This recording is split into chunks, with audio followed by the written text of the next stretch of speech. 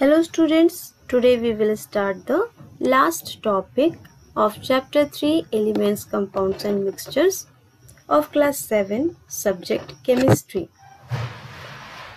The topic is mixtures. Today we will discuss what are mixtures, what are their characteristics. These are given on page number 40, so you will go through it. So let us start.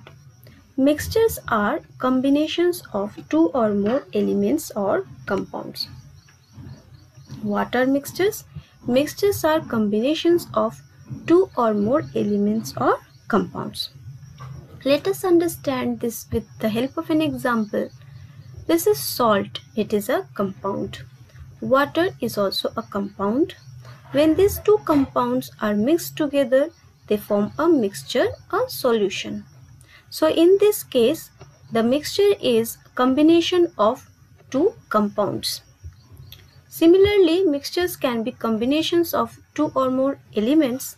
Mixtures can be combination of elements and compounds. Few examples are given: air, rocks, lemonade. So these are the examples, few other examples of mixtures.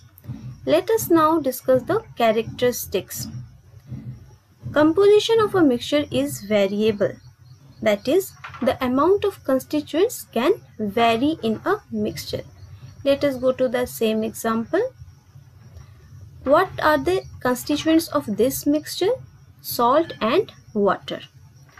These two constituents, the amount of these two constituents, salt and water, can vary because we can add 2 teaspoonful of salt, 3 teaspoonful of salt, or as much as we want. We can take 1 liter of water, 2 liters of water, or as we want.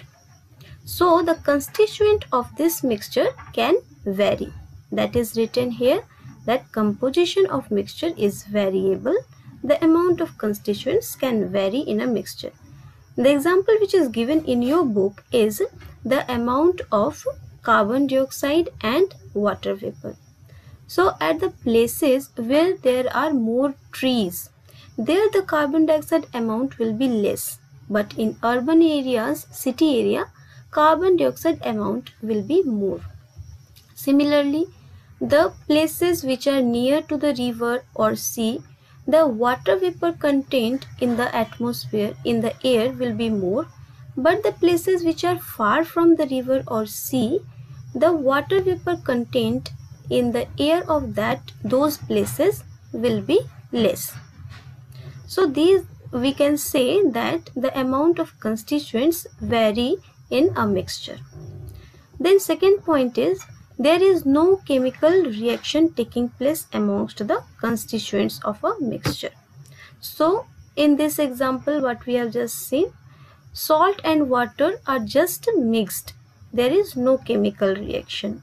So in mixtures there is no chemical reaction. The third point is, the constituents of a mixture retain their original properties. Let us understand with the same example that the constituent of the property. What are the constituents of this mixture? Salt and water. What is the property of salt? That it tastes salty. When it has formed a mixture, even then it tastes salty. So salt, the constituent, one of the constituents of this mixture, has retained its property even after it has formed the mixture. So we can say that the constituents of mixture retain their original properties. Then a mixture does not have a fixed melting or boiling point. How? When the water has no salt, its boiling point is 100 degrees Celsius. But if you add 100 gram of more than 100 gram of salt in this water, then its boiling point will be 101 degrees Celsius. Then if you add 200 gram, more than 200 gram of salt, its boiling point will again change. It will be raised to 102 degrees Celsius. So we can say that mixture does not have fixed melting or boiling point.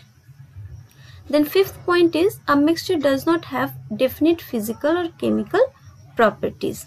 They change. So here again we will take that same example.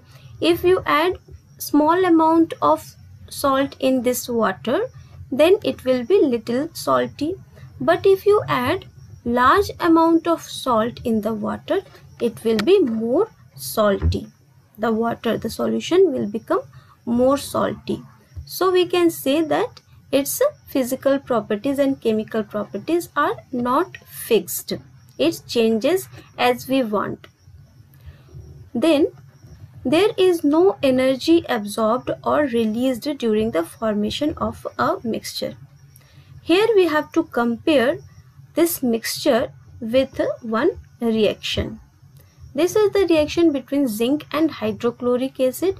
When zinc is mixed with hydrochloric acid, it forms zinc chloride and hydrogen gas. Plus there is formation of sound energy, pop sound is produced, and heat energy is also produced. So here energy is released in the chemical reaction. But if we compare this with the formation of this mixture, there is no energy released or absorbed.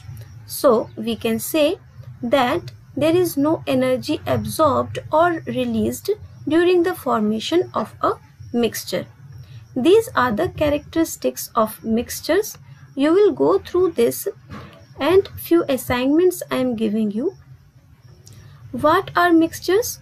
Give 2 examples and write the characteristics of mixtures and go through this topic. Thank you.